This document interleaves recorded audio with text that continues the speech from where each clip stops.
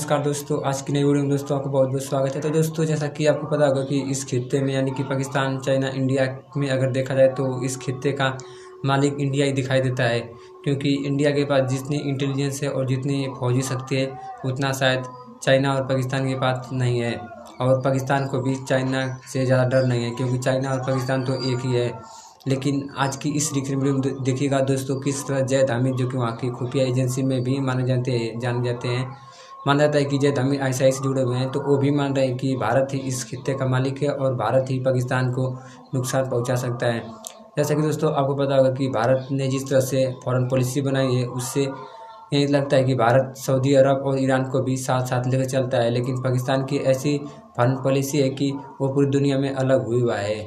तो दोस्तों आज की इस रिएक्शन वीडियो में देखिएगा कि किस तरह से जैद हामिद मान रहे हैं कि भारत ने किस तरह से ईरान को और सऊदी अरब को और भी कई देश हैं जो भारत से काफ़ी अच्छे ताल्लुकात रखते हैं और पाकिस्तान से काफ़ी दुश्मनी रखते हैं।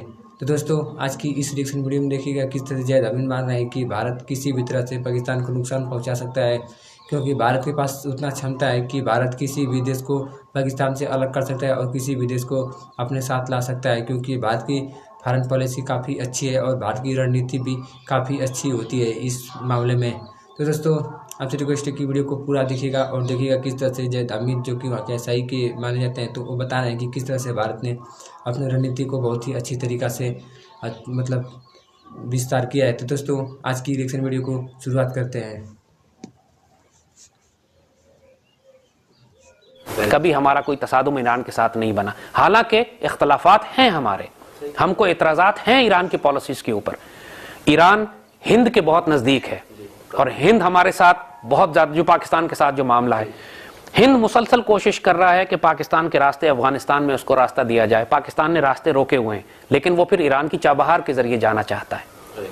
पाकिस्तान के अंदर जब हम फ़िरक़ावारी दहशतगर्द तंजीमों के ख़िलाफ़ काम करते हैं तो पाकिस्तान के रियासती इदारों का एतराज़ ये है कि पाकिस्तान में शिया ग्रुपों को फंडिंग हो रही है ईरान से, और उन्होंने ये भी ईरानी हुकूमत से बात की गई है कि आप बेशक फंडिंग करें लेकिन हमें बता कर करें, खुफिया ना करें। क्योंकि ईरान, पाकिस्तान में जो शिया ग्रोह हैं वो रियासत के खिलाफ जंग नहीं कर रहे, वो अपने दिफा के लिए लड़ रहे हैं। इसलिए पाकिस्तानी रियासती इदारे इनको दहशतगर्द तस्वुर नहीं करते, लेकिन ये जरूर चाहते हैं ईरान से कि आप हमें बता कर करें, हमसे छुपा के ना करें। ये हकीकत बता रहे हैं हम आपको, और ये बातें ईरानी हुकूमत से की गई हैं। ईरानी हुकूमत को समझाया गया है कि अगर बलूचिस्तान से हमारे जाके कोई ईरान में दहशतगर्दी करता है तो वो हम नहीं करवा रहे, वो इंडियंस हैं जो अफगानिस्तान से पाकिस्तान के रास्ते करवाते हैं, तो हमसे नाराज ना हो, हमसे झड़प ना करें। इंडिया को देखें, अफगानिस्तान में फितना बैठा हुआ है। तो ये मामलात हैं, ये जो हमारे इख्तलाफात हैं तालिबान के हवाले से। ईरान की हुकूमत को हमसे माजी में इख्तलाफ यही था कि हमने तालिबान को सपोर्ट किया जिन्होंने अफगानिस्तान में शियों को मारा, लेकिन अब खुद ईरानी हुकूमत के तालिबान से ताल्लुकात हो गए, क्योंकि तालिबान भी इतने अरसा मार खा के इतने शदीद नहीं रहे जितना पहले थे। हालात तब्दील हो गए अफगानिस्तान में भी। तो पाकिस्तान और ईरान को तो खास तौर पर इकट्ठे होकर अफगानिस्तान के मामलात में दखल देना चाहिए कि जब तक अफगानिस्तान में फसाद रहेगा, ईरान और पाकिस्तान दोनों में फसाद रहेगा। तो एक तो ये हम दोनों का कॉमन इंटरेस्ट है कि हम चीन और पाकिस्तान और ईरान, अगर हम तीन मुल्क मिलते हैं तो अफगानिस्तान में मुमकिन नहीं है कि गैर मुल्की ताकतों को अफगानिस्तान में छोड़ा जाए। अमरीकियों का क्या काम है अफगानिस्तान में? अगर यह पाकिस्तान, ईरान और चीन मिल जाते हैं तो हम गैर मुल्की ताकतों को, गैर मुल्की फौजों को अफगानिस्तान से निकालें और बाकी जो अफगान हैं वो हमारी बात मान लेंगे, तो उनको हम बिठा के आपस में अफगानिस्तान में अमन कायम कर सकते हैं। लेकिन अगर हम ये नहीं करेंगे तो फिर CIA और इंडियंस अफगानिस्तान में दाइश भी पैदा करेंगे, TTP भी पैदा करेंगे, जो पाकिस्तान में शियों को भी मारेंगे, पाकिस्तानी रियासत को भी मारेंगे। क्योंकि खवारिज शिया और सुन्नी दोनों के दुश्मन हैं। खवारिज पाकिस्तानी रियासत के भी दुश्मन है और फिरकावाराना बुनियाद पर अहले तशी के भी दुश्मन है। तो पाकिस्तान और ईरान को खवारिज के खिलाफ तो मुत्तहिद होना चाहिए, और खवारिज अफगानिस्तान बैठे, उसके लिए अफगानिस्तान से अमरीकियों को और इंडियंस को निकालना जरूरी है। तो ये पॉलिसी जो है ये पाकिस्तान और ईरान को आइंदा आने वाले वक्तों के लिए बनानी है। तो जैसे अर्ज की बात कि ये कोई पॉसिबिलिटी, जो 34 मुल्कों का अलायंस बनाया है सऊदी अरब ने, कोई पॉसिबिलिटी नहीं है कि पाकिस्तान इस अलायंस में शामिल होकर फिरकावाराना बुनियादों पर जंग करेगा। नहीं, ये मुमकिन है। देखिए, दाइश के खिलाफ इत्तेहाद, हम बहुत बड़े हामी हैं इस बात के। हमेशा मैंने अपने प्रोग्रामों में भी ये बात कही है कि दाइश के खिलाफ मुसलमान मुल्कों को मुत्तहिद होना चाहिए, लेकिन और दाइश चूंकि अपने आप को सुन्नी कहते हैं लिहाजा सुन्नी मुल्कों को उसकी क़यादत भी करनी चाहिए, ये बात भी ठीक है, क्योंकि दाइश सुन्नी कहते हैं ना अपने आप को, क्योंकि शिया अगर उनके मुकाबले पे खड़े होंगे तो उनकी कोई हैसियत दाइश की नजर में नहीं है, वो एक इख्तलाफी फिरका वाराना बुनियाद हो जाती है। लेकिन जब अहले सुन्नत खड़े होकर ये कहेंगे कि तुम अहले सुन्नत में से नहीं हो, तो फिर दाइश के पास इसका कोई शरई जवाब नहीं रह जाता, उनके खिलाफ ये बहुत बड़ी हुज्जत बन जाती है। मगर ये बात भी जहन में रखने की जरूरत है कि दाइश सिर्फ शियों के मुखालिफ नहीं है, सुन्नियों के भी मुखालिफ हैं। तो अगर कोई महाज दाइश के खिलाफ है तो उसमें अहले तशी अहले सुन्नत दोनों होने चाहिए। सिर्फ अहले सुन्नत का होने का क्या मतलब है? आप महाजी जब एक अलायंस ही आप फिरका वाराना बुनियाद पर बना रहे हैं तो फिर ये शक जहन में आता है कि ये दाइश के खिलाफ नहीं, ये फिरका वाराना बुनियादों पर बनाया गया है। तो ये आइंदा आने वाले वक्तों में पाकिस्तान देखेगा। अगर ये जंग वाक़तन दाइश के खिलाफ है तो पाकिस्तान इसमें शामिल होगा। अगर ये जहां भी हमको एहसास हुआ कि यमन की तरह कोई फिरका वाराना बुनियादों पर ये कोई अलायंस बन रहा है या जिसमें हमारे नाम दाइश का इस्तेमाल किया जा रहा है लेकिन इस्तेमाल फिरका वाराना बुनियादों पर हो रहा है, तो पाक फौज इसका हिस्सा कभी नहीं बनेगी। देखिए बात यह है, कुरान पाक को अगर आप उठा के देखें, सईदी रसूलुल्लाह के हदीस मुबारक को देखें, तो हनूद और यहूद को सबसे बड़ा दुश्मन मुसलमानों का करार दिया गया है। मुशरिकीन को, यहूद तो अहले किताब है, हिंदू तो मुशरिक हैं, और मुशरिक हमारे हमसाए में बैठे हुए हैं, पाकिस्तान की रियासत को तस्लीम ही नहीं करते। अगर हम सच बात बताएं तो इसराइल ईरान के लिए कभी खतरा बन ही नहीं सकता कि बीच में दो मुल्क, कई मुल्क आते हैं बीच में। तो इसराइल जब भी ईरान के खिलाफ कोई कार्रवाई करेगा वो कोई खुफिया तरीके पे करेगा, किसी और मुल्कों के जरिए करेगा, दहशतगर्द ग्रोहों के जरिए करेगा। बराह रास्त इसराइल तो ईरान पे हमला कर नहीं सकता, जिसकी तैयारी कर भी रहा है वो भी, तो वो हमेशा दहशतगर्द ग्रोहों को इस्तेमाल करेगा। लेकिन पाकिस्तान का मिसाल तो हमारे सामने मौजूद है कि 1971 में 71 में इंडिया ने बराह रास्त पाकिस्तान पर हमला करके मशरकी पाकिस्तान हमसे तोड़ा और बांग्लादेश बना दिया। और जब से पाकिस्तान बना है हम हर रोज हालत जंग में हिंदुस्तान के साथ हैं। और अब जो हिंदू जायनिस्ट, हिंदू सेहूनी नरेंद्र मोदी की शक्ल में दरिंदे जो वहां पर आ गए हैं, जिनकी आइडियोलॉजी, जिनका नजरिया यह है कि पाकिस्तान को खत्म करते हुए हमने काबुल तक हिंदुस्तान को फैलाना है, जब इनका नजरिया यह है तो हमारे लिए सबसे बड़ा दुश्मन तो हमारा मुशरिक जो हमारे मशरिक में बैठा हुआ है, जो रोज पाकिस्तान को खत्म करने के लिए साजिशें कर रहा है।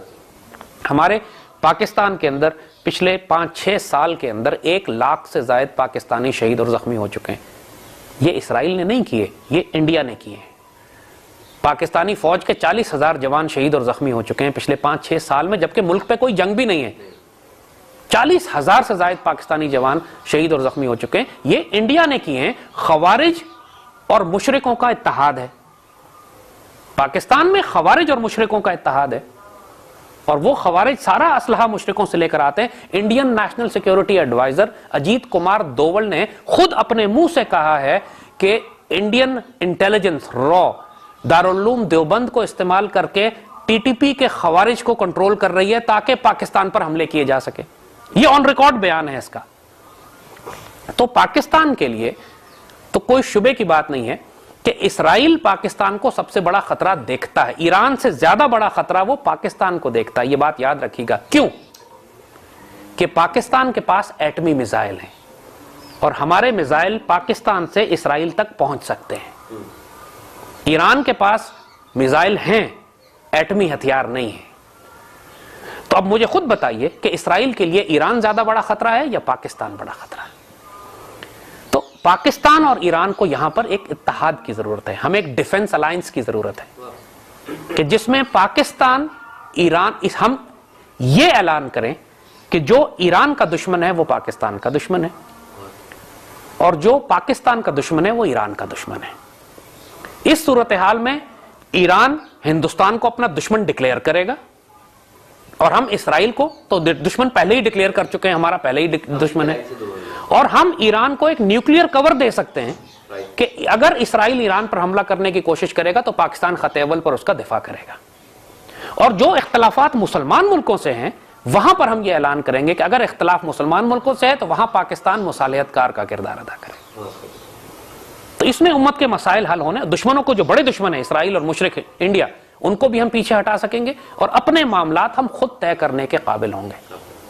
मुझे ये बात पूरी तरह यकीन है कि अगर पाकिस्तान सऊदी अरब, ईरान और तुर्की से कहे कि आप तीनों आइए हम आपसे बात करते हैं, ईरान राजी हो जाएगा, तुर्की भी राजी हो जाएगा, सऊदी अरब राजी नहीं होगा।